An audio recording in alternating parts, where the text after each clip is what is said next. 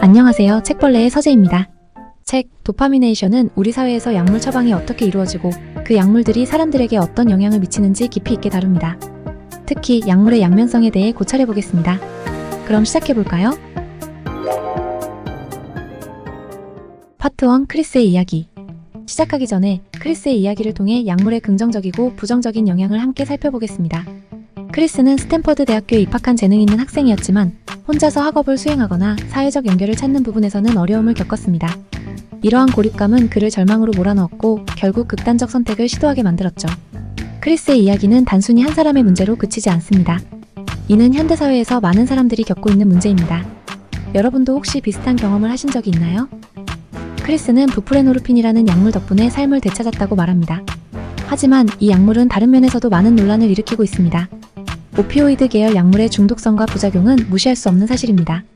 여러분은 이런 약물에 대해 어떻게 생각하시나요? 도움이 될까요? 아니면 또 다른 문제를 야기할까요? 파트 2 약물의 양면성과 대안. 크리스의 이야기를 통해 우리는 약물이 단기적으로는 도움이 될 수 있지만 장기적으로는 또 다른 문제를 야기할 수 있다는 것을 알게 됩니다. 책에서는 약물이 아닌 다른 대안들도 제시하고 있습니다. 고통을 받아들이고 자신의 감정을 직면하며 심리치료와 같은 비약물적 접근법이 더 효과적이라 말합니다. 여러분도 이런 대안들에 대해 생각해 보신 적이 있나요? 책에서는 다양한 사례를 통해 약물의 효과와 한계를 명확히 보여줍니다. 이를 통해 우리는 약물의 양면성을 이해하고 더 나은 선택을 할 수 있도록 명심하여야 합니다. 특히 저자는 자신의 경험을 통해 이 문제를 더욱 깊이 있게 탐구하고 있다고 하죠. 저자가 우울증을 극복하기 위해 약물을 사용한 경험은 우리에게 큰 교훈을 줍니다.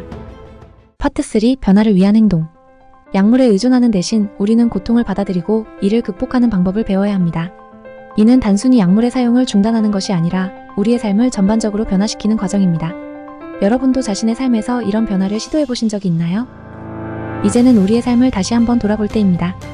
약물에 의존하는 대신 고통을 직면하고 이를 극복하는 방법을 찾아보세요. 그리고 주변의 사람들에게도 이러한 메시지를 전해주세요. 우리의 삶은 우리의 선택에 달려 있습니다. 앞으로도 여러분의 삶에서 건강하고 행복한 선택을 하시길 바랍니다. 감사합니다.